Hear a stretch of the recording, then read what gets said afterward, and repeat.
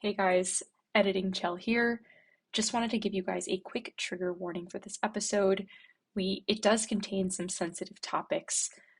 We do discuss a personal and emotional journey, including different family dynamics, bodily harm, cultural experiences that some may find intense or challenging. So if at any point you feel uncomfortable, please take care of yourself by pausing and stepping away as needed. A lot of this happens around minute 47 slash minute 55, so that whole section can be really intense. So just wanted to call that out for you guys in case it is too much. Hey guys, welcome back to HeartCore. I'm Chell coming at you from Australia. Miko's on the other side of the world, and we have a special guest today, Manny, coming at us from Nueva Yorka. All right, today we are obviously talking about our guest and her human design, but I'm going to pass the mic off to Miko to give us a little bit more insight into that. Hi everyone, nice to be here. Nice to have you here, Celestina and Manny. And yeah, I'm very excited to have this episode where we're three people this time. So we are going to be talking about the journey that Manny has gone through with human design. A lot has happened since her first reading, and we would like to dive into that a little deeper. Even her birth time has changed. So we will take a look at that as well. Because the first reading we did was with one birth time, and now we have another one due to her birth certificate coming in. Not that much has changed, but this is also going to show you how important it is to really have the accurate birth time. If you were thinking that, okay, maybe more or less 1 or 2 or 3 p.m., a lot can change in a very, very short time. In this case, not that much changes, even though it seems to have caused a bit of a personality crisis on Manny's end with Pisces rising instead of Aquarius rising. But that's life. It's always exciting. It's always interesting to dive into new and different aspects of who we are. And that also shows that we shouldn't put all our eggs in the astrology or human design basket. So really trust your own instincts more than anything else, and use these tools, as supportive elements, but don't identify yourself with them 100%. Your intuition is more important than anything else. Okay, Manny, tell us a little bit about yourself. Well, hello guys. Thank you guys for having me. I feel like with the personality crisis, I don't really know what to tell you about myself anymore. I've only had 12 hours to sit with it. But a bit about me. So I am from New York, originally from Atlanta, Georgia.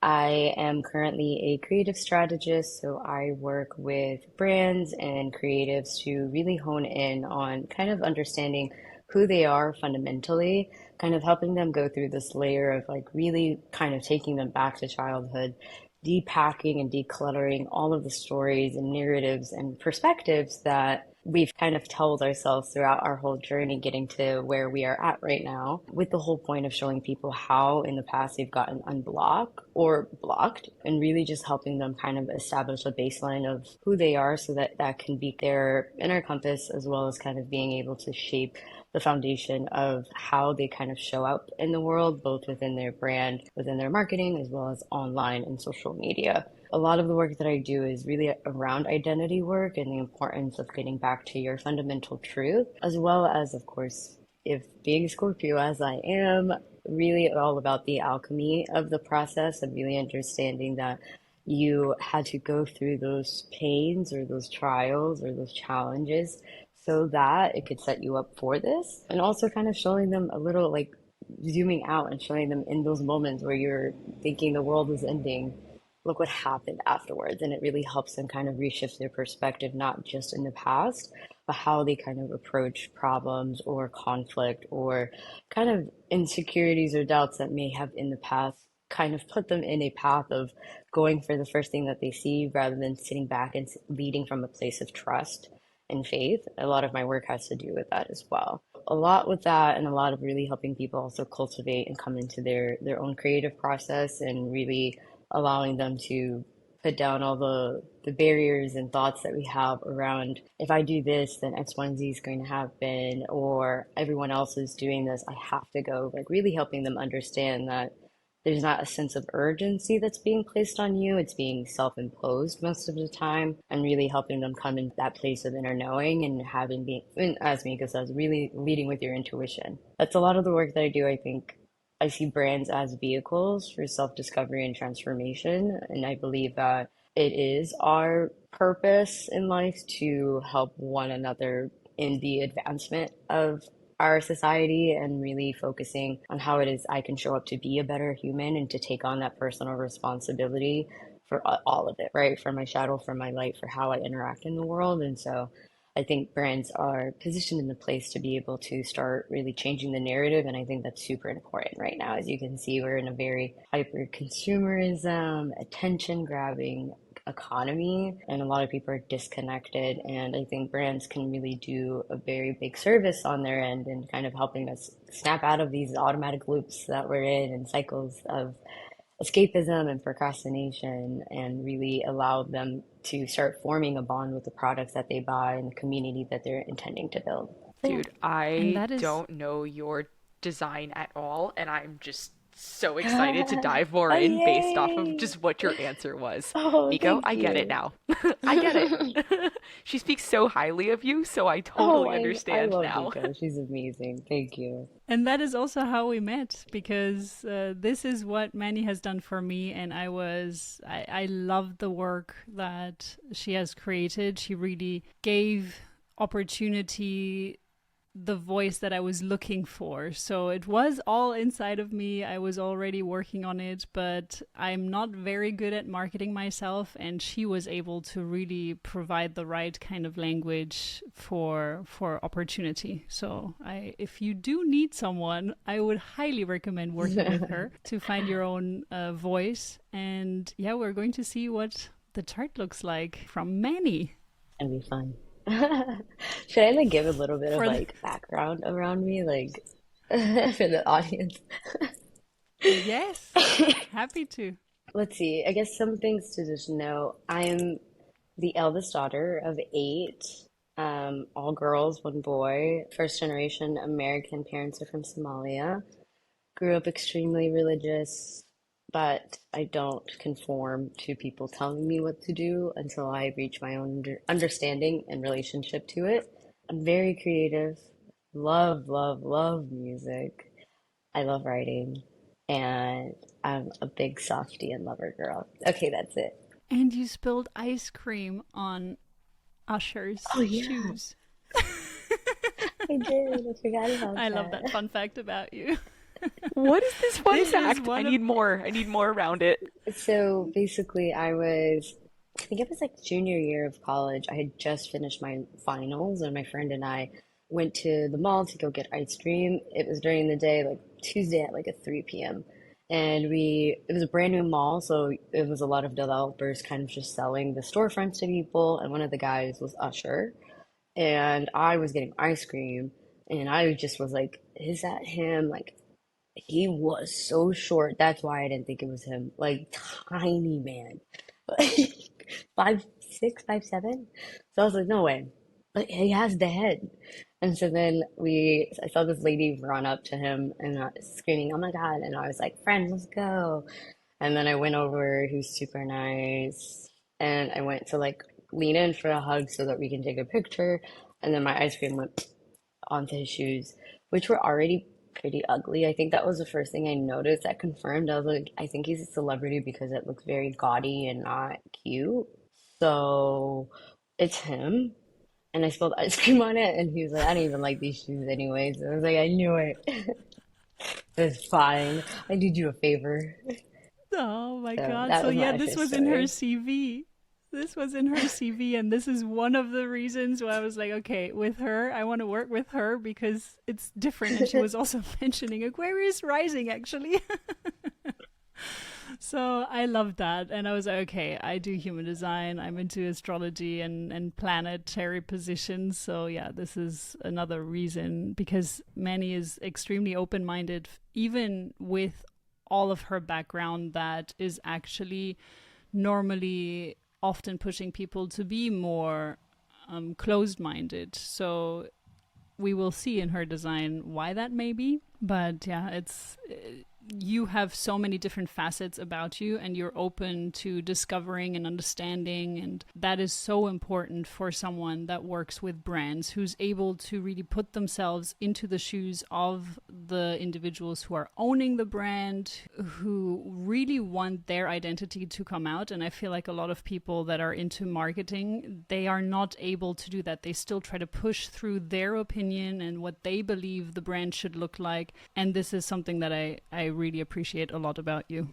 Thank you. I appreciate that. It is a little hard to kind of, it's really interesting that you say that I'm so open. I will also say there's points of me that is a little bit kind of fixed. I think once I reach that part and I'm like, this is the way I'm going to do it.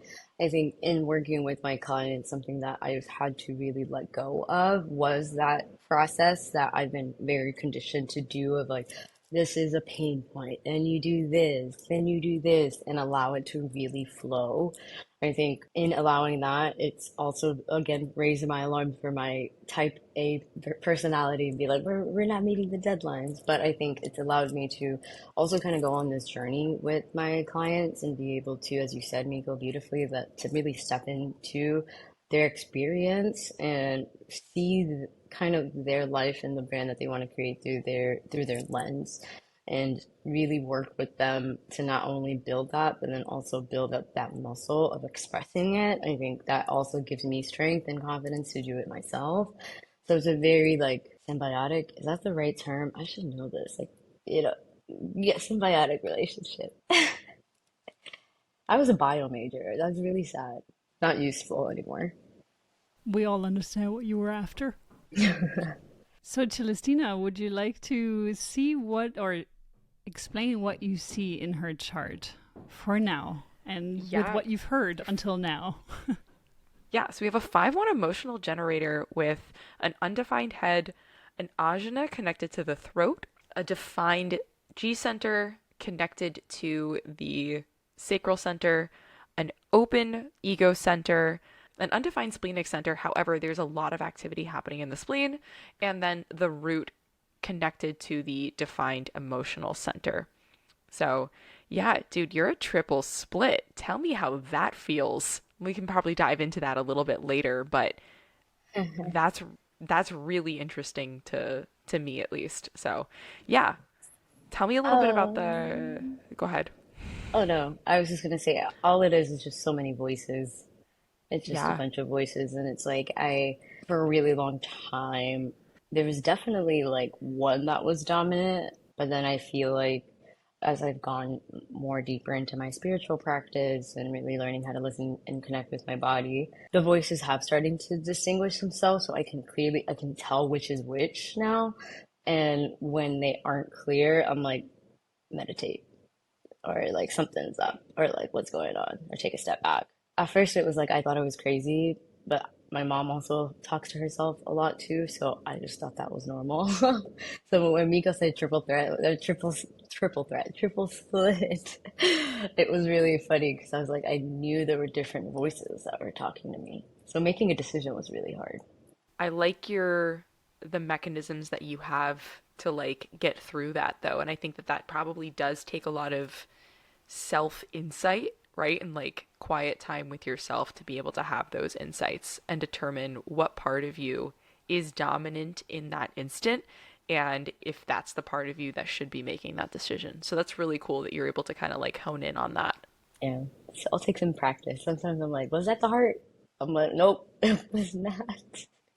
And then I'll make a decision. I'm like, whoa, I should have sat on it. I should have waited.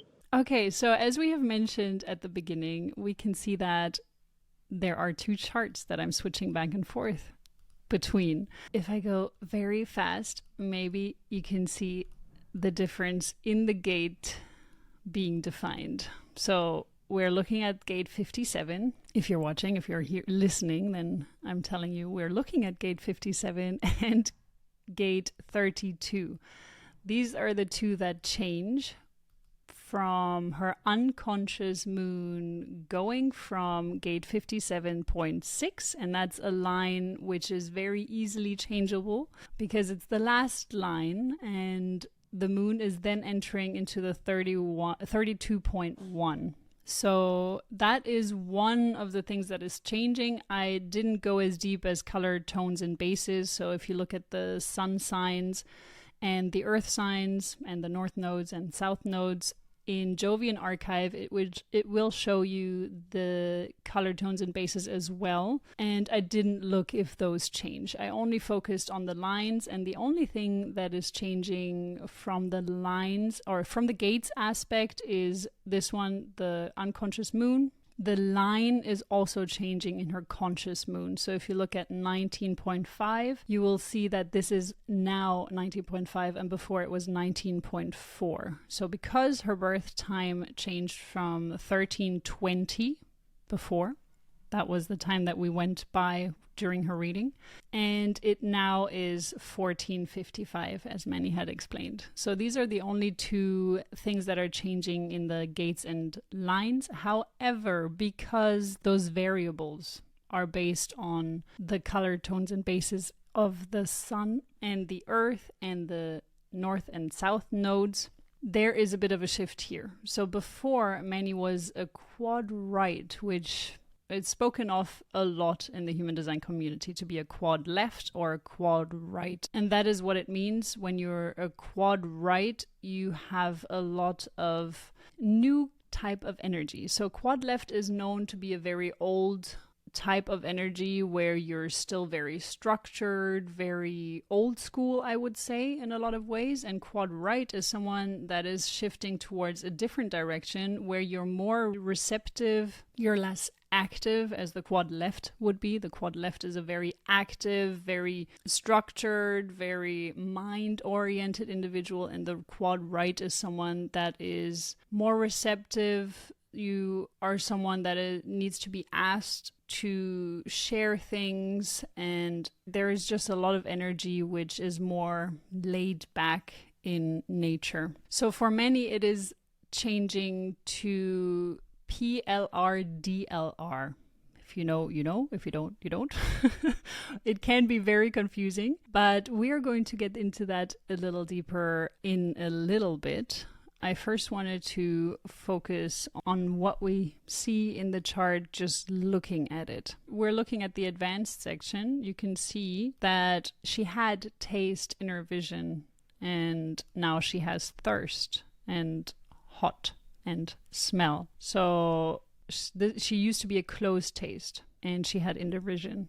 Now she is these things. So what we see here is, as Celestina has already mentioned, we see a emotional generator. So through the triple split, this is an individual who really needs to wait for clarity. She already needs to do that because she is an emotional generator, but she needs to do it triple as much, I would say. Okay, that may be over-exaggerated, but it can seem to her that way, that she really needs a lot more time than even an emotional generator. So if you were a single definition emotional generator, the clarity may come faster for you.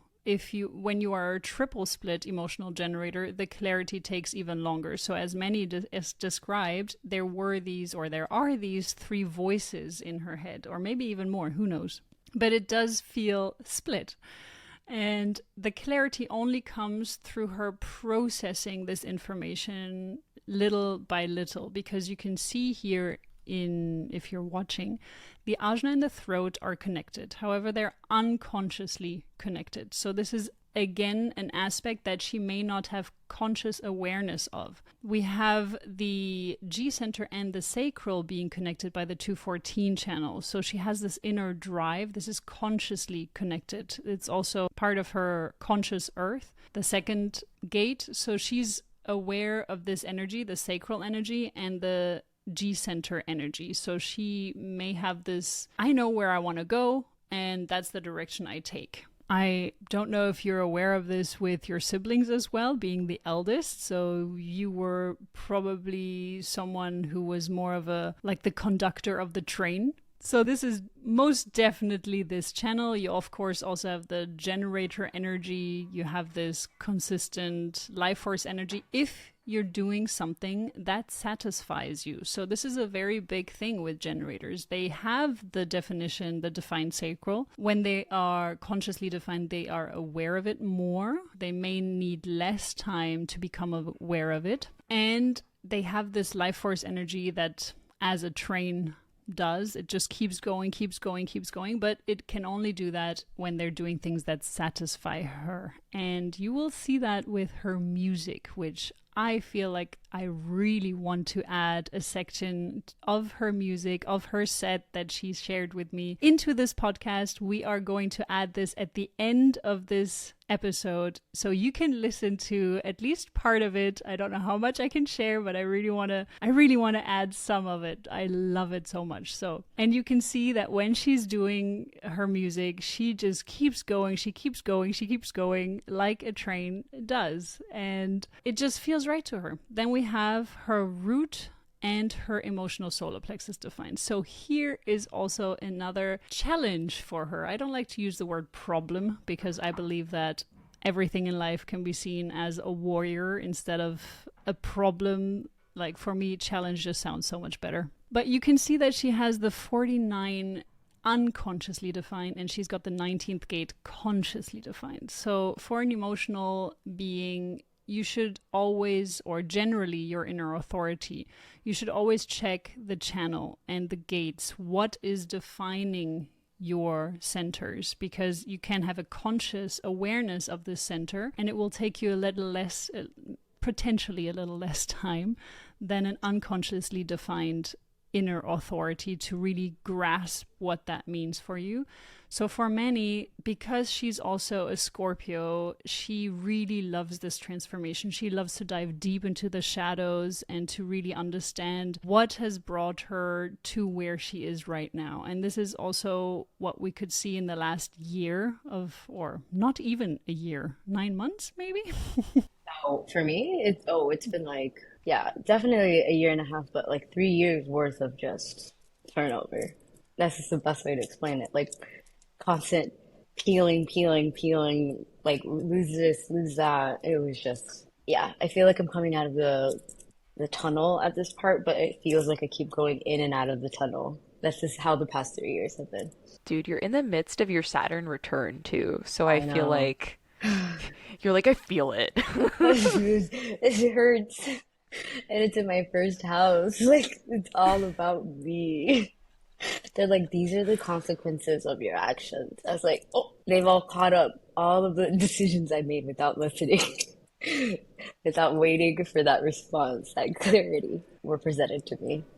Yeah. So this is just part of your process, that it took time for you to really get to understand your inner authority, get to understand that triple split, and yeah, to work through all of this for the last 3 years. It's of course a continued journey. I can't really say when it's going to be over. I feel like this is just something that once you start to dive deep into yourself, it just doesn't stop, and you keep peeling, and it is a very, very tough and hard journey, but in my opinion, it's so worth it, and I wouldn't want to change it for the world. I always want to keep peeling, and I'm sure you do too. So this is a little bit of what we can see in your chart, and also the experience you've shared with me. Do you want to share a little bit about the major points that for you were a game changer when you came to human design? Because you've already been interested in astrology, but what really Hmm. was the game changer with human design?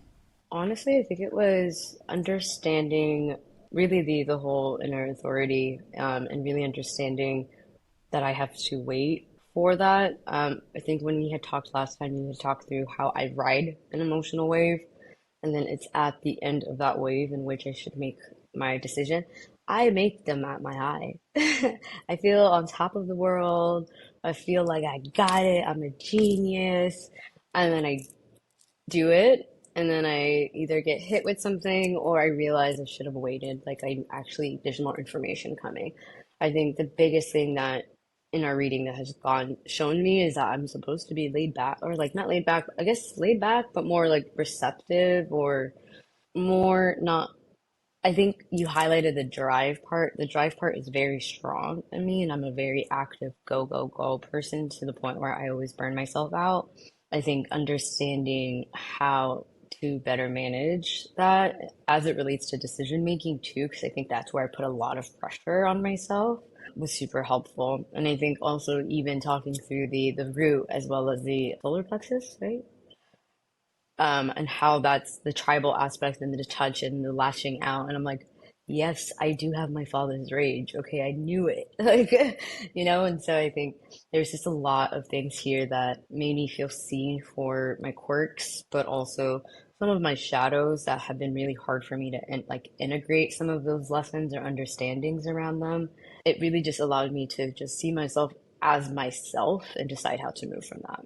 Thank you for sharing. Yeah, I think especially coming from someone that has done so much self work already, to see what human design can bring to the table is very valuable. The other thing that you had also mentioned is the asteroids having a big impact in how you went through structuring your routines and your creative process, maybe even. Yeah, I feel like it was actually more eye-opening from a not necessarily structure perspective, but how I saw myself or perceived myself in the world.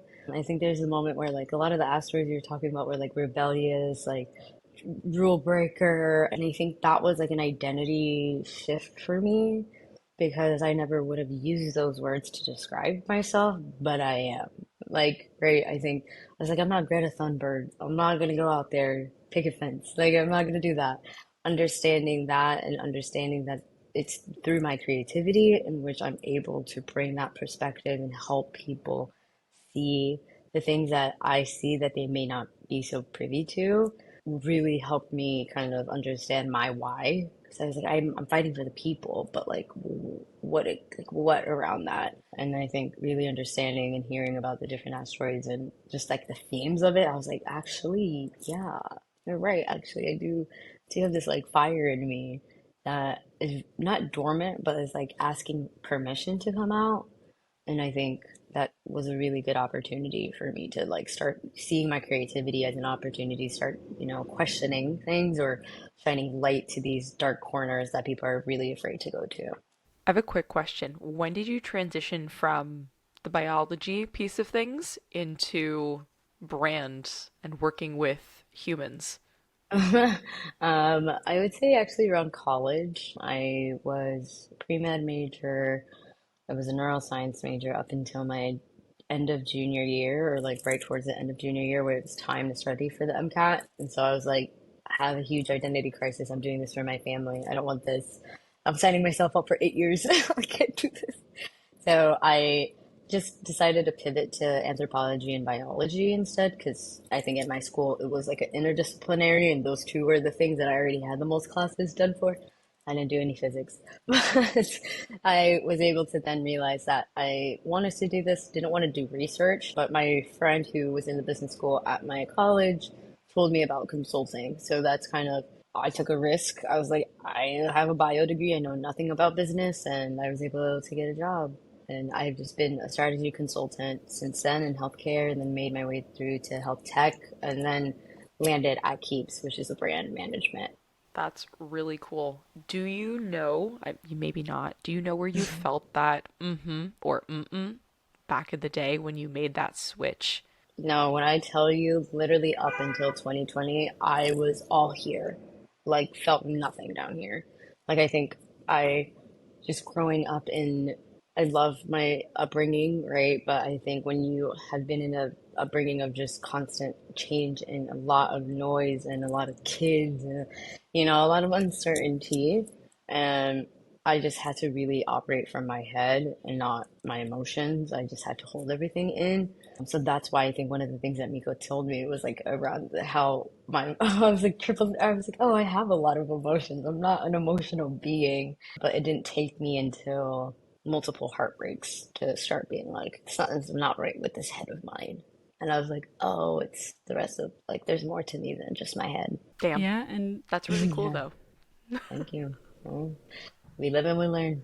The other part that you mentioned regarding the asteroids of being the rule breaker kind of while we were going through the session, you were also sharing that in your family itself, you were again the driving force and the person that was different to your sibling and to your upbringing and kind of quote unquote breaking the rules in that aspect as well. Yeah, so it's funny because I grew up that whole perfect daughter trope, I think. So that's why I didn't really identify it because I did follow the rules and I would just twist them. Like the way I saw it was I would just twist them to fit me in that moment. So I'm not, it's like a compromise of like myself holding space for what it is that I want while also being that role that you are expecting of me.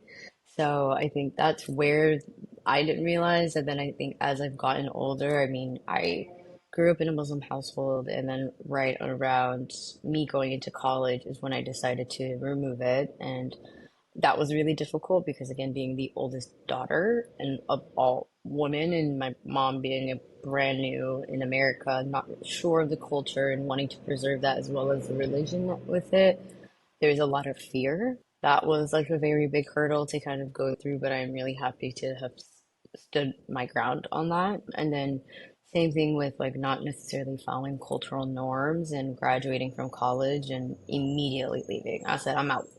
I got a place in Chicago. I left Atlanta, and that was a lot for, it's been a lot for my mom. I'm so sorry, mom. It's just like, oh, okay, now my daughter is leaving the house unwed in a whole different state that I have never, my mom didn't even know where it was on the map, right? So it's like, that was also another aspect of it. And also, not doing that pre-professional route, right? I'm not a doctor, I'm not a lawyer, I'm a consultant. And my mom's like, my dad's like, okay, I don't know what that is, but I trust you. Versus my mom's like, I don't know why you're making this so hard on you. Just follow this path. And I was like, nope. And I just veered it off this way. I typically would say that, like, within my family, while I think over the last year, actually, I've always felt very different, like the black sheep of my family. And I realized that that's not necessarily the case anymore. I think that was very healing for me because I felt like an outsider in my home. I think that we all have our thing, or, that's just like, that's just how you operate in this world. And I think it's a beautiful thing that my parents have allowed me to step fully into that person that I know I am and that I don't take BS. Like, that's how they raised at me. Like, sorry, you guys did a good job. But I don't know what to tell you. I don't follow, like, I make my own, I stand my ground. Values was extremely important in all of our every single person in my family. We live our life from that place. So I don't, there's not, we're all rule breakers in our own way. Funny enough, I started to like pick up on that as I've gotten older. But, that shoulder, like the chip I had on my shoulder really softened this past year.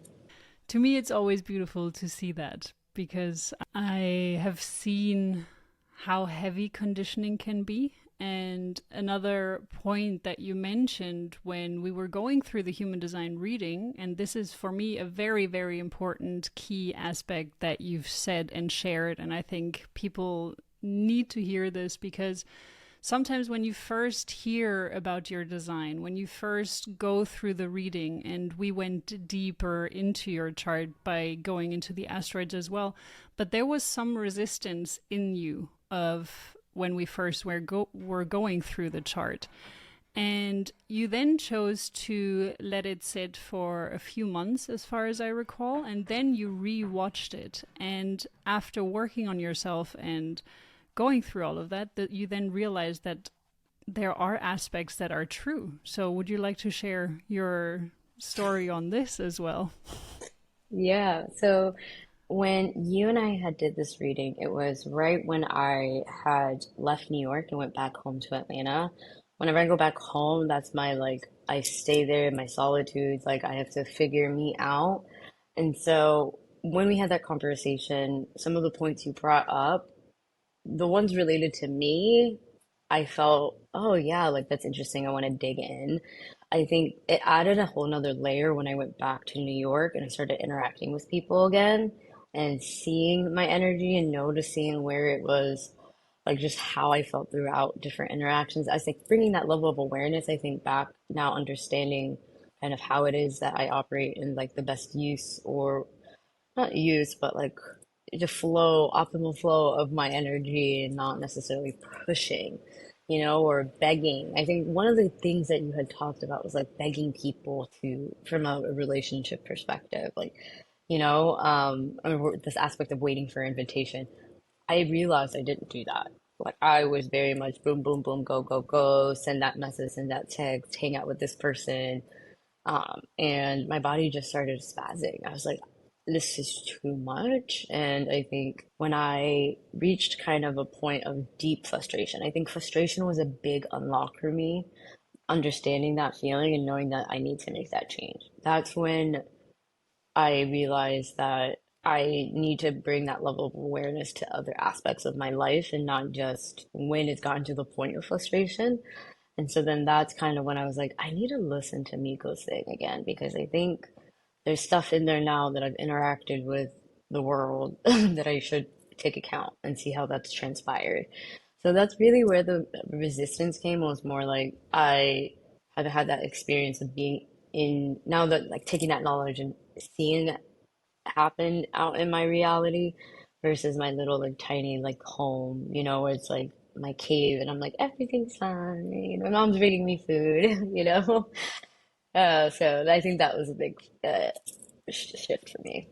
Yeah, this is the stories that we love to hear, where at the beginning it's I'm not sure, and but if you then agree to take the experiment, because it's one thing to have a reading done and to listen to what is said and then to basically put it in a drawer and forget about it. That's one thing you can do, of course, if you want. But the other thing you can do is to really experiment with it and see what felt right, what works, what doesn't work. And then afterwards to go back to the reading you had and to re-listen to it and to re-watch it, because this is really where you're going to see, okay, that is actually true, that is actually correct, that actually works. And I'm sure Celestina also has plenty of stories like this with her experiences of giving readings and hearing exactly that. But the key to everything is really to put it into practice and to give it a shot. And only then will you see how well it works for you. I wonder though, how many people who have had readings with both of us, Miko, because we bring so much heart into it, if in the moment they're just like, yes, this is for me. And then when they leave our presence, it's like, whoa, that was a lot. So I wonder, Manny, if you felt that too, and I wonder how your day is going to progress having started with both of like so much ego energy in your world this morning. And I wonder how that's going to progress, like one throughout your day, but also I'm sure that has an effect post reading on how you feel too, because you're probably really pumped in the moment when Mika was giving it the first time. And you're like, Yeah. whoa, so much. Needed your time to like sit with it and then Yeah. come back to it too, So it's also like the Yeah. energy of the reader that they're bringing to it. Yeah. I definitely would say, I mean, like just me being me. I love when people talk about me. I love like hearing stuff about me. So I'm like, yes, tell me more, tell me more. But honestly, probably my ADHD, it's just like once the conversation's done, it's out of sight. Not out of sight, out of mind, but it's just like, hmm, okay, anyways, like, and then something else distracts me, or like I kind of go into something else. I'm personally at a point where I'm done learning. I'm so sorry. I'm finished learning. I'm like, I just want to live and experiment now. And so this is so helpful for me to now see it from the third lens of like, okay, now I'm on the third part to see, after also having some time to actually experiment with this, right? I think once I did the second reading or listened to it again, that's in that point in my life was, I mean, like 3 months ago, maybe, but it was after a season of just purely putting others first instead of me, completely and while also trying to do me also. So it's like I'm giving 100% to my clients, but I'm also giving 100% to myself. Like committed every day to creating content and my creativity and learning. I also had a lot of clients who were a lot. And so it was just no life. I stayed home. I didn't really go out, didn't see friends. I lost so many friends because I just started realizing how unequal the friendships were.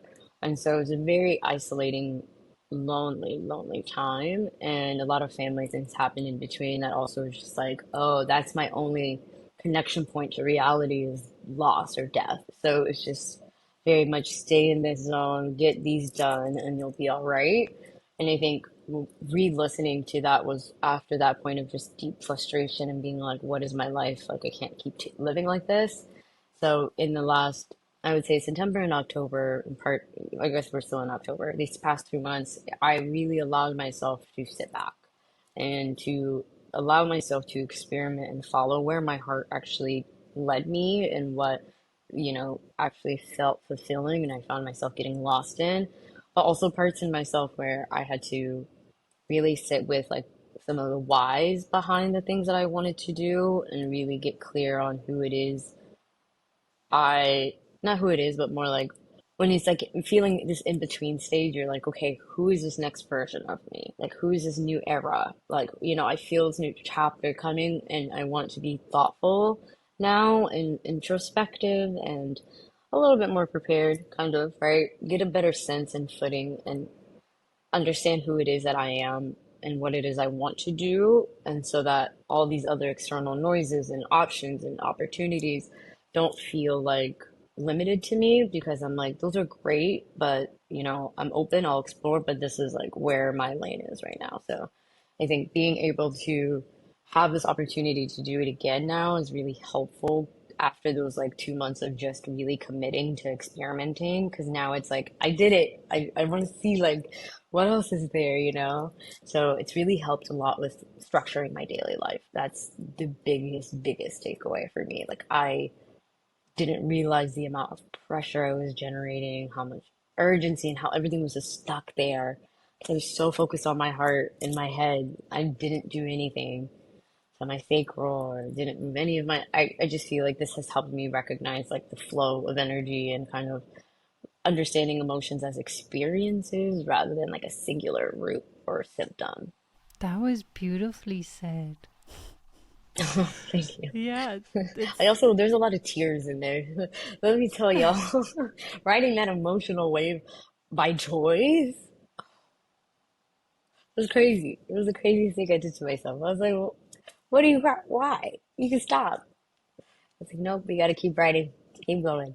what I also really liked to hear while you were going through that because we were in constant exchange as well. Well, at least once a week. There was this implementation of new habits or old habits that you may have forgotten about or you didn't practice regularly.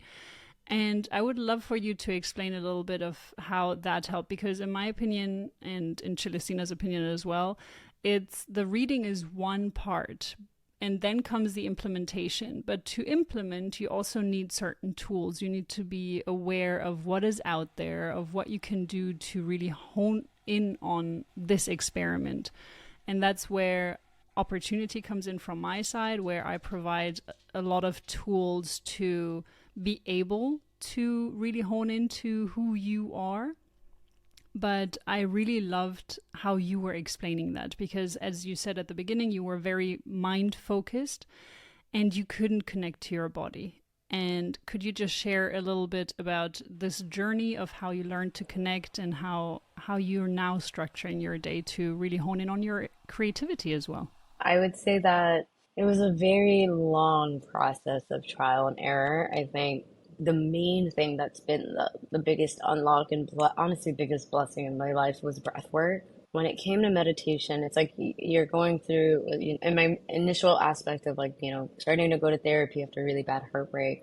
I was like, all right, I can do the journaling, I could do the affirmations, I'm like so mind oriented that it still felt like something wasn't clicking. And so I tried meditation and I still do meditate for sure. However, there's a part of me where it's like if I don't connect or have my own understanding or bridge to it in discovering breath work, I think that really allowed my mind to focus on something else, like just focus on the rhythm of my body. But something that also clicked for me and also happened right around the same time I started doing Pilates training, teacher training, was understanding the biomechanics behind how our body works and does things and moves and breathes. And so breath work gave me that understanding to realize, hey, I was breathing poorly. Oh my God. Like shoulders, like nothing down here. Like when people would say belly breath or belly laugh, I'm like, nah, I don't feel nothing. What do you mean? So doing the breath work and really starting to connect down to like my sacral and really breathing there and understanding how tense and tight it was, I think really helped me start working through the mechanics of my like breathing process. And I think it's allowed me to use it as a tool now, not as like a I have to calm down and get zen, but more like it's activating. Like I want to be creative. I want to have energy. I want to feel good about myself. It's like my little bestie, like how I describe it. And I have this like one YouTuber, I think his name is Breathe by Sandy. Shout out to him. He's amazing. And he has all of these different scenarios and different like pranayamas that he mixes in and techniques. And it's just so fascinating. And it's a world that I want to dive more into because I think it is the only thing that's with us from life, from birth to death. And I think in being able to like cultivate a very strong connection to my breath, I feel like my sense of inner security and stability has never been as strong as it's been before. Because like regardless of what is out in my reality, this is something they can't take, right? I mean, unless they do it by force and in bad ways, then I hope not. But like, they can't take my breath. It's always been my tool. And then in terms of other elements, I think that I was working with a client actually beginning of the summer, right? When I also was working with Miko, where they have this device called, I can't say their name, but it's a device that gets rid of cramps. And it's like a long rod that you insert that has like a little vibrational tip that should be pressed near your cervix. And a bit about me, like I've always had extremely bad cramps.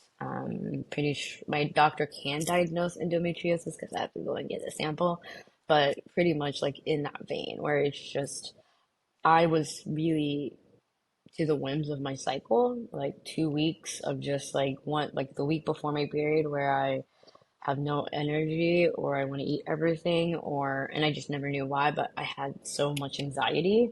And then the week of my period where I was just extremely lethargic and just very much not happy in my body.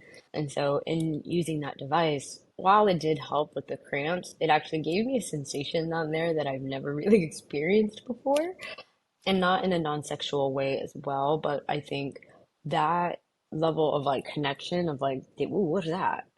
Just like opened up a floodgate of just realizing like how deeply blocked my sacral was and like how it started like my breath work started becoming stronger because I was really able to start now feeling those area that region and my muscles around there and when I would tense up and when to relax. And it was just like trauma after traumas after like things that I completely forgot, memories, stories I would tell myself, even ways that I viewed my own pleasure and sexuality, like all just came up to the surface. And it was a really interesting time to have gone through. I think I didn't recognize how much authority figures really played into the pressure I put on myself and this idea of what's right and what's wrong. And I think that understanding that really helped me understand the why behind why I pushed myself to do all these things rather than sit back and relax. So in just recognizing that element of like, oh, you're just pushing yourself because you want to prove yourself or you want to do that because you think that's the right thing to do. It's allowed me to actually pause before I take action, which is a new thing. It's a new thing. And so it's been really nice to be like, oh, wait, you don't want to actually do that. You're just doing that because this is X, Y, and Z. So I think it was a very impactful time to have that kind of awakening of my sacral. Because I think when that kind of started becoming more clear, I started to tap back into parts of myself that I completely forgot about. Like, I love being a diva, I love being extra, and I'm very dramatic. And I'm like, I can't believe how small I made myself.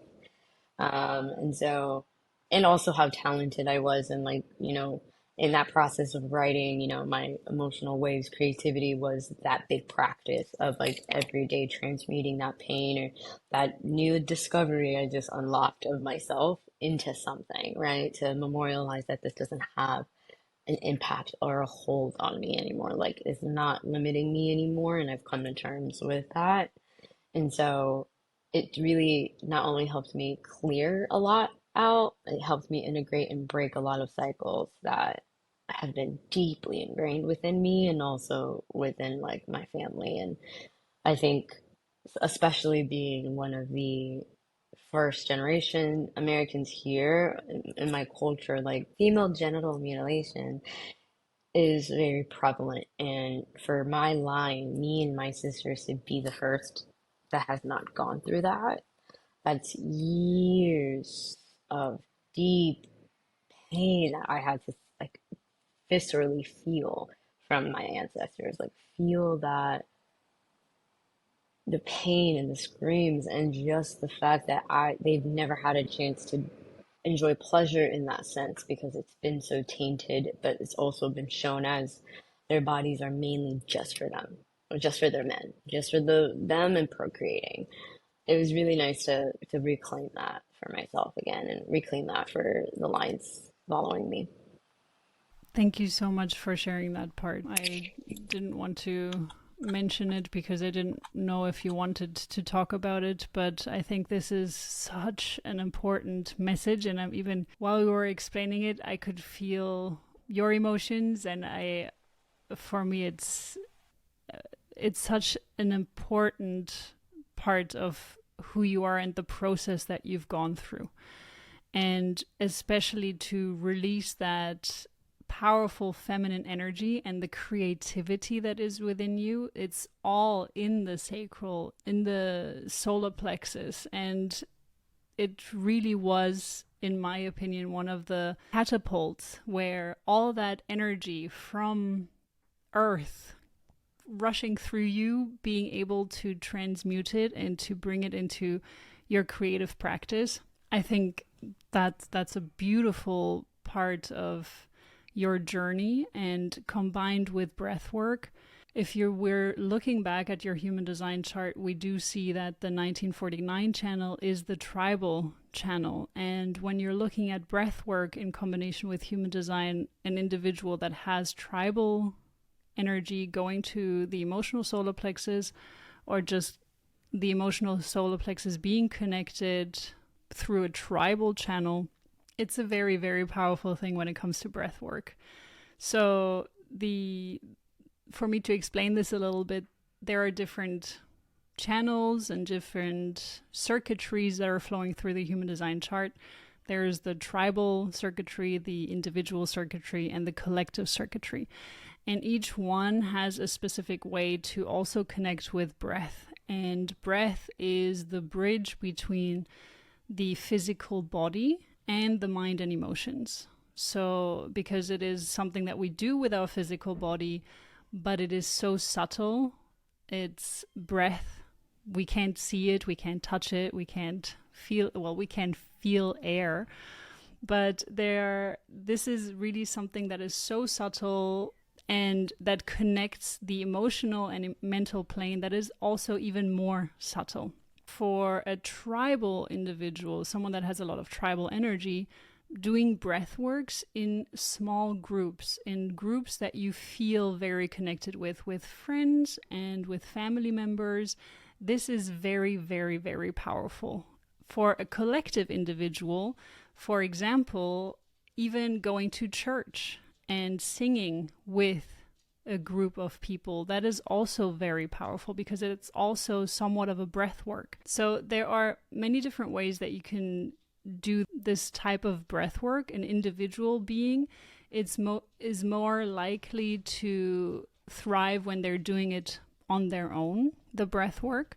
But with a collective individual, the groups are bigger than with tribal individuals when you do breath work. So it could even be when you're going out and you're trying to petition for a greater cause, when you're chanting these chants, that is also breath work. So this is where you would get a lot of energy from through breath work. That doesn't mean that if you're tribal or collective, you can't do breath work by yourself.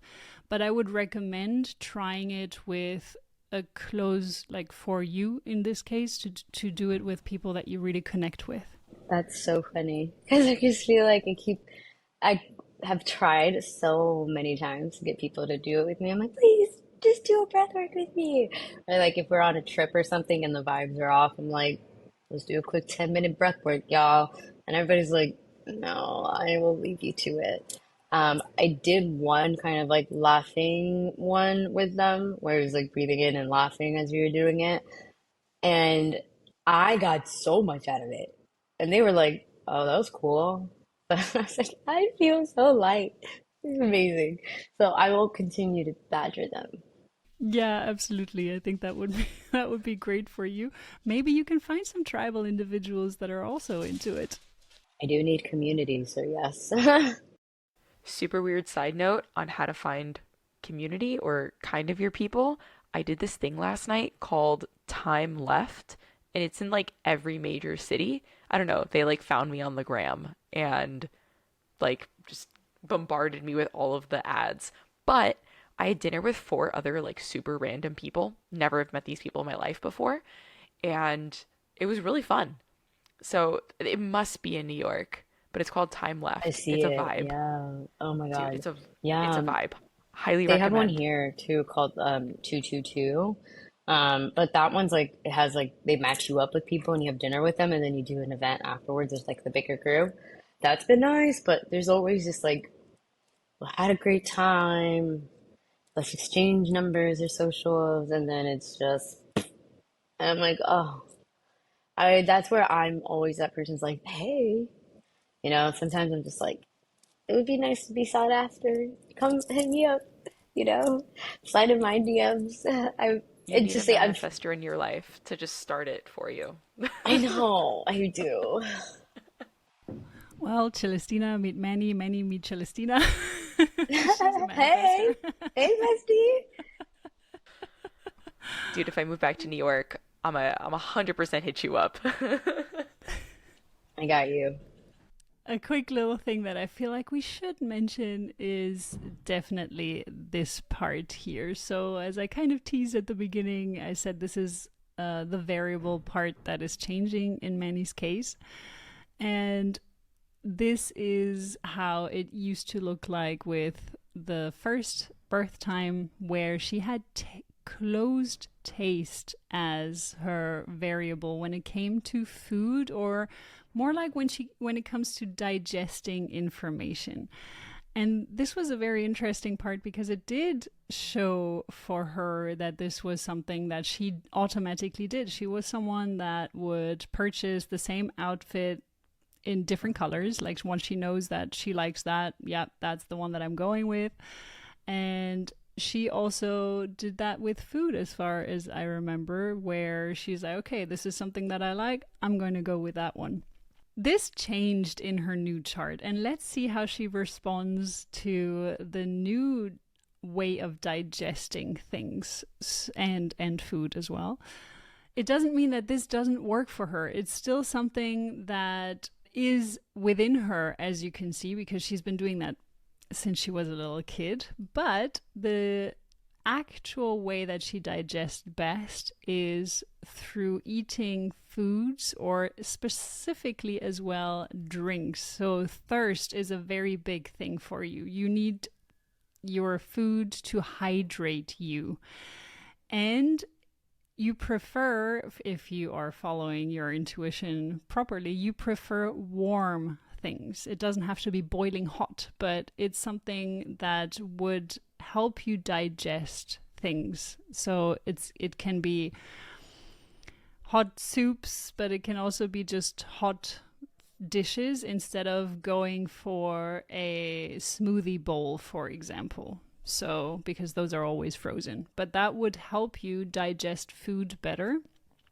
If you're focusing on, you're probably also carrying a water bottle with you everywhere you go. I also do that. So, and I don't have that. I have closed taste. No, I have open taste. There we go. But I also carry a water bottle everywhere I go. But for you, it's actually something with a water bottle, carrying that everywhere you go and really drinking, hydrating well with liquids that are room temperature or warmer, or foods that are room temperature or warmer. This would be best for you.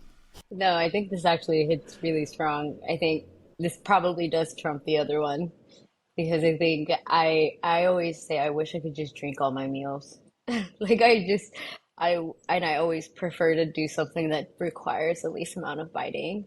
Um, I don't know. I feel like if I in the mornings, especially pretty recent, it's like I prefer yogurts, smoothies, oatmeal, more softer food because I find that that nourishes me more when instead of like I used to make let's say an egg sandwich or like an egg and cheese, right?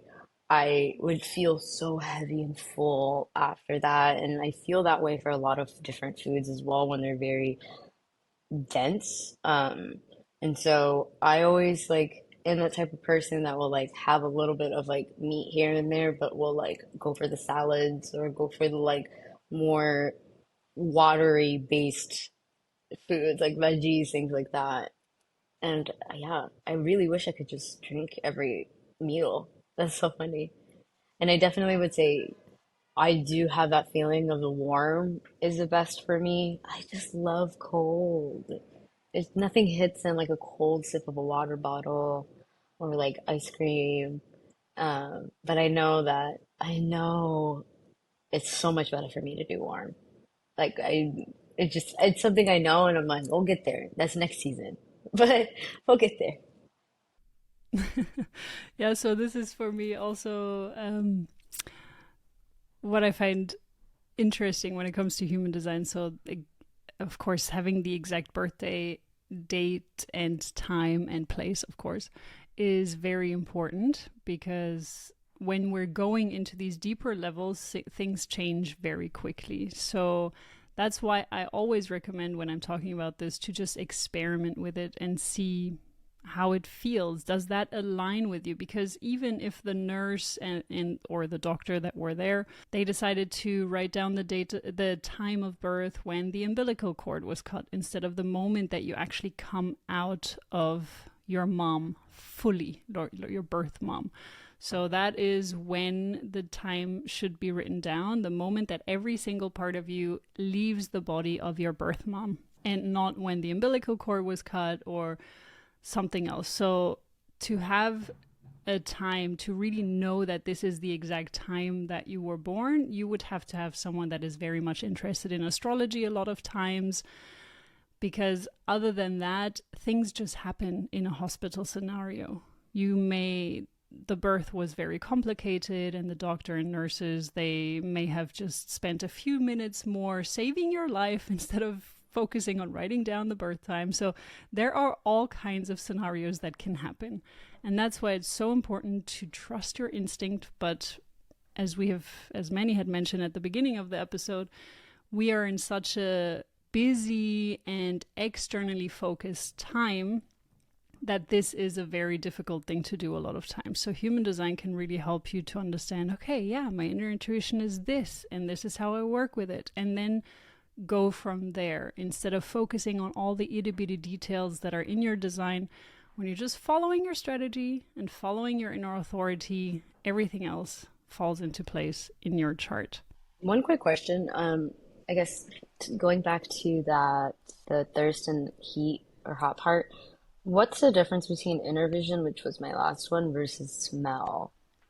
Great question. So think of inner vision as like being able to foresee something like in a space, like spatial awareness, right? Like understanding the like visual feng shui of something. Also just like kind of having a sense of design or like a design eye, if that makes sense, versus smell being very in tune to the sense, like sense around you. That could also be like sense recalling memories, sense linked to certain feelings or emotions, things of that nature. Miko and I are both also smell, so together is next level. So how does that kind of show up?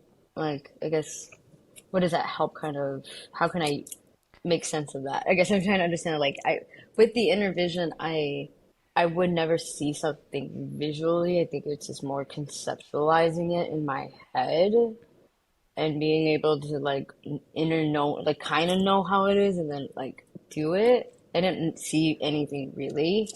Um, I don't know about my sense of smell is very sensitive. I'm extremely sensitive there. So, and I that feel does like bring back a lot of memories. I feel like it can present itself in a different ways, but several ways that I've had it explained to me is like being able to like sleuth something out, like sniff out the truth, quote unquote, if you will. And it seems like you kind of do that in your job, right? Like going back into people's depths and helping them kind Hmm. of like suss that out. So that's like, I guess the physical manifestation or the Got metaphorical it. manifestation of it, but like the physical manifestation of it is like being very attuned to smells and scents physically around you. Oh, hmm. Yeah. Good to know. I do love smelling good. It really makes my day. If I leave the house without perfume, I'm like, day ruined. So So, interesting. For me, it's too intense if I wear perfume or if I'm around someone with perfume. Like, I'd rather smell food than perfume. oh, food is the one that think it's like the one part that makes me throw up. Like when I smell something like food that just, if I'm not hungry and I smell someone cooking, I'm like, no, I gotta get out of the kitchen. So I'm not really much of a cook. Or I'll cook, and as I'm cooking, I smell it, so I get so full, and I just don't cook, eat after. And I'm like, okay, well, that's a meal for tomorrow. Yeah,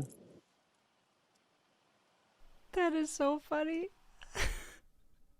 it doesn't It's happen to just, you guys. Is that not normal? no. Or not It normal, but just, like, oh, it's so interesting the way it presents, though. it's like a thing in my. It's like a thing with me and my mom, where like when we would cook for a lot of people, we just get so full from just smelling it. It's like we already ate it. Um, so I thought that was like a interesting.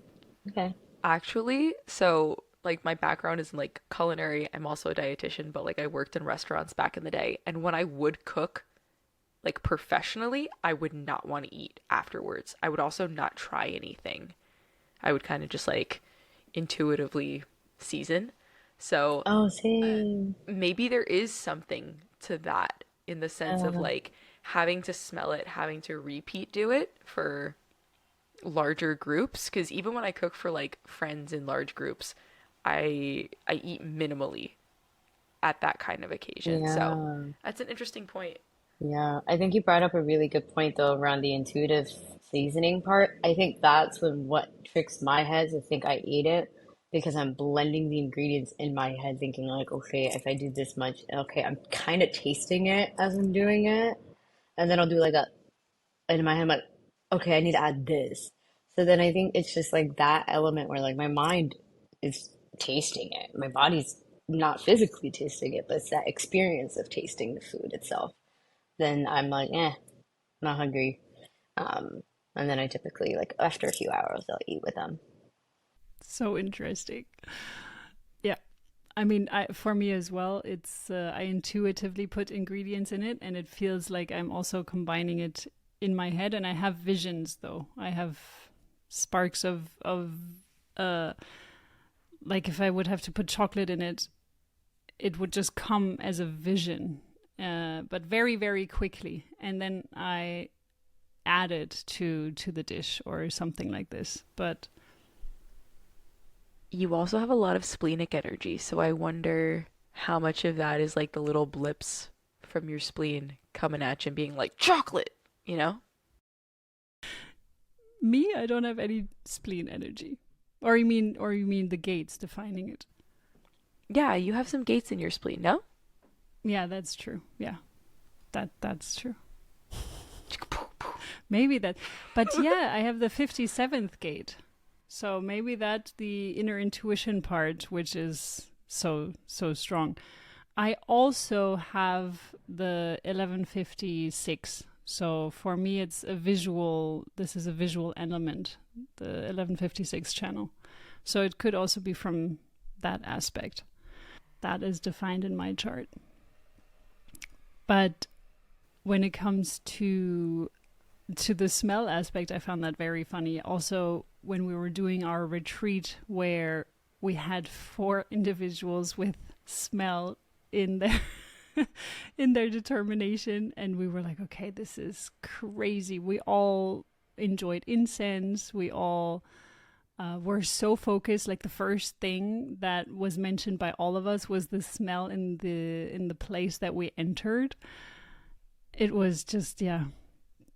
And then we were walking through that town, Como, and we followed our scent everywhere. So for you, it's not just the literal smell. It is part of it, and it is, of course, also the sussing out aspect. And important as well is if you can smell someone or if you can't smell someone. Then if you can't, they're out. Theoretically, that's how it should work. We're removing them? Oh, I didn't know about that. I was going to say. You don't necessarily, but yeah, it's giving you a sign of, okay, there's something fishy in the state of Denmark. Interesting. I always took it as if I can smell you and if it's a bad smell or if it's like something about you that I just like, that's like I'm like, oh, I gotta stay away from you. Like I think something's up there. I'm trying to remember if I smell people. I was like, like I've never made note of that. I always note when someone smells really good or someone's passed by me and I'm like, I know exactly what perfume or cologne they're using. Yeah, I'm trying to also just think about partners too. Like, who did I smell? Not many of them. Maybe that's why they're not here. I definitely deeply inhale my husband on a regular basis. Is that what I have to look forward to? Smelling? Oh, oh, oh my God, I'm gonna go around smelling people. I can't wait. I can't. It's so interesting. Oh, I'm so sorry. I didn't mean to cut you off. No, all good. I feel like this is really a very helpful tool. But again, this is something that first of all, it can change very quickly in the chart. And second of all, it really is this is a skill that you need to hone in on. It's a superpower that develops over time. It is not something that if you are completely conditioned still for everyone listening, and you haven't really worked on yourself, this can throw you off. It may not be correct what you're smelling, and it may not even be very strong within you. So for me, this is something that when I was a teenager, I didn't have a very good smell. I had sinusitis, like chronic sinusitis. I had 7 operations for that, and it was just really, really, really bad and really off. And the more I worked on myself, this is definitely something that I can see that it gets better and better and stronger and stronger. And this is our intuition as well. So this is very helpful when you're working with your inner intuition. Also hone in on this aspect.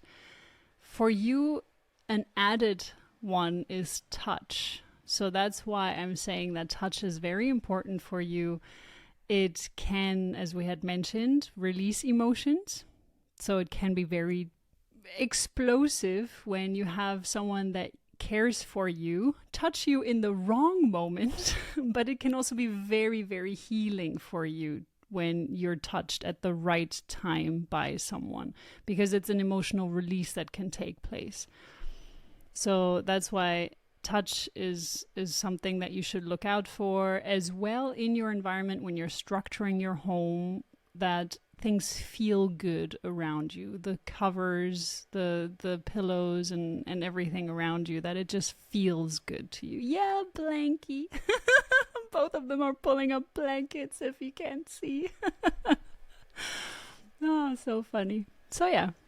I think it's so interesting that you brought up the smell having to be developed because that has been one of the most interesting developments that I've noticed within my body over the last few months. And I didn't know how to tell people this, but it felt like my nose started to open up again. I was like, I remember it was just like constant, like draining. And it was like my sinuses were so bad to the point that it was so much pressure on the back of my eye. And then it was like this huge pressure. It was like this whole section that was just inflamed for a really long time that through breath work and like training my nose how to breathe out of my nose and not out of my mouth and using like things like mouth tape, like it really helped open, like get this muscle back up. And it was so interesting because I think that's when I started to realize like, yes, I can smell my perfume because I'm so used to it and I can smell other people's, but I started picking up on other scents throughout my day now. And I'm like, oh, I didn't smell that before. Or like, interesting. And I know that when I'm very tired or I need a break, I get congested. Like that's my first sign. I'm like, oh, slow down. So good to know that that's the link there because I couldn't explain that part of me. And in terms of touch, it is a 50-50 shot. I have no idea what kind of reaction will come out if you touch me. If I deeply care about you and I'm crying or if I'm in a mood and you touch me, I'm going to be surprised just as much as you are. It's super interesting because also like, wow, this is a little deep. Like parents would, use a belt or like a shoe or, and so I had to develop a very like tough exterior because I was like, I'm not gonna let them see me cry, situation. And so I think that closed me up a lot to touch because that's like what I was used to, or being like that afterwards, like it's okay, I love you kind of like manipulation. And you're like, don't do that. And so I've always been very like hands off with people touching me. I've never, for a really long time, I was not a hugger. Don't touch me. Like I will give you a high five at the best. I think as I've been working on myself and me understanding how I am emotionally wired, touch started becoming a little bit of a opening for me, or at least for the people in my life to kind of come into what I'm experiencing. I still am working on like is this the right moment to touch me? Because I don't know. But either way, it's a good cathartic release. A cry, a yell. I'm also like very into how clothes feel on me, like huge. Like on my bed, I have silk sheets. I have to like my comforters have to be like very down nice. Like that's where I splurge. My blankets, I have three different types of blankets, all for different parts of the apartment. Like anything that brings me comfort in which I like kind of roll myself under. And I've always been a blankie person, so like that's my touch. Like this is my little canoe. Wow, that's nice and interesting to also hear from an emotional being that they don't know when it's being released or which emotion is being released, because we as non-emotional individuals, we don't really have this connection to understanding when to touch an emotional being or what it feels like to be touched when you're very emotional, because I feel like we intuitively know what would feel good and what would not feel good right now. I'm not sure. For me, at least, I have the feeling that I would know, okay, touching me now would end up XYZ, and touching me in another moment would end up in a different way. So it's interesting to know and hear this from an individual being. I don't know if this is also due to your experiences, because that is a very heavy conditioning that you've gone through. And of course, your natural reflex is going to be, okay, first, I don't want to be touched. And that to have to go through and develop that, because it's very difficult to also understand when am I going to receive negatively feeling touch and when am I going to receive positive feeling touches if you're going through this as a child.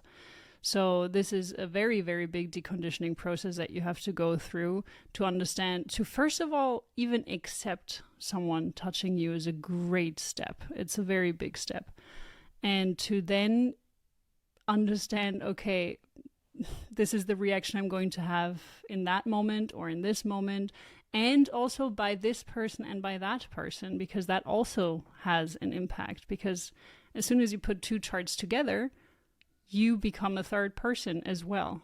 So there's other energies that are playing into it. So maybe someone is going to activate more of the individual stream because you have a gate coming out of the solar plexus from the individual stream. Maybe it's going to be even more tribal energy. Maybe it's going to be more collective energy. So the wave also changes within the dynamic of being with someone else, a friend or family or whoever it may be. So all of that plays a role, and I find that very, very fascinating. So if you're an emotional being and you're listening to that, are you also experiencing this, that you are unsure of which type of emotion is going to be released when you're being very emotional? And I would love to know that, actually. I also just wanted to note that I think something particular about how I process and kind of work through my emotions is really in solitude, like vulnerability or going to other people and asking for help, or talking about stuff like, well, there could be moments where like me and my friend could be catching up and then I can just kind of let it all out. But in the moment of me working through something or like experiencing a feeling, I've always been by myself. I haven't really been with a partner, or I don't live with my family. I live in an apartment. Roommate may be home if I'm lucky. If not, it's just me. And so I think a lot of the times in which I could use that, or at least have the opportunity of, really being in tune with what I am feeling, and then seeing how that touch kind of is received in my body, is like I just have to kind of allow people in to see me in that state, which is like another barrier for me to cross because they don't like crying in front of people. I think it's a mix of both that is important. Having both the solitude to reflect and to understand what it is that triggered this emotion in the first place, and to also allow others to be there when they are there. So just to accept whichever situation we're in, of course, and then when we feel the need to connect with someone, it's great to ask. This is something that we're also often not taught, that it's okay to ask for someone to be there, to hold us, to care for us. And especially with what you've gone through, to even allow yourself to maybe feel that this is something that is coming up, because you were maybe unsure as a child. Okay, can I now ask for support? Can I now ask for help? Can I ask for a hug? Can I ask for this? And also not knowing what their reaction in return would be. It's another challenge that, we need to first learn to decondition from, to be like, okay, now what do I need and who can I ask? Or do I just need to sit with myself for a moment before I go and ask for a hug or whatever it may be? So I feel like we could talk on forevermore. But Celestina, it's very, very late for her already in Australia. So I feel like we maybe end the episode today, and who knows, maybe we have Manny on for another episode down in the future. But this was really, really beautiful, amazing. Thank you so much for joining us. Thank you for sharing and being so open about everything and trusting. So thank you. No, thank you both for taking the time to just kind of walk me through this again, even if it may be the third time. And I always appreciate your perspectives and reframes and just your experience that you bring into this, and how you're able to just break it down in such a practical understanding way without diminishing the importance of some of these aspects and kind of how they play out in my world and in the things that I want to do. So I appreciate you giving me the space to relearn myself again, and for sharing, and having the space for me to share the things that I've shared. So eloquently said. Thank you. Seriously though, thank you so much for It's hanging like out with sick. us. I appreciate it. I was like, I'm half asleep. I haven't had caffeine yet. I was like, oh. And for everyone that is interested in Manny's music, we're going to add part of it to the end of this show. And we're also going to add the link to the description for her SoundCloud mixtape. I don't know how you say it. You don't call it mixtape. I like it. I like mixtapes. Honestly, it's a mixtape. Okay. No, it's very good. My mom calls her the next Geta, Manny Geta. And she also says, Manny makes the world go dancing round. Dance, I definitely want to like make sure that like dance and movement are in the forefront of what I do. You know, the work that I do is very not the funnest or cutest. I always want to end it on a high note. And so movement and getting that energy moving through your body and to just allow yourself to just fully release and dance into like a fun beat is what my MO is. I think as much as I love my family and the upbringing, play was the most important thing that was taught to me during times of uncertainty. And I think while we are doing the work of really figuring out who we are and how best to navigate this world, we can't forget play. So that's what I want to leave this group with. Dance your heart out. Beautiful. Amazing. And with that, yes, feel free to get up and dance to the beats that are going to come. Thank you, everyone, for listening. Thank you. Bye. Ciao, guys. Next week.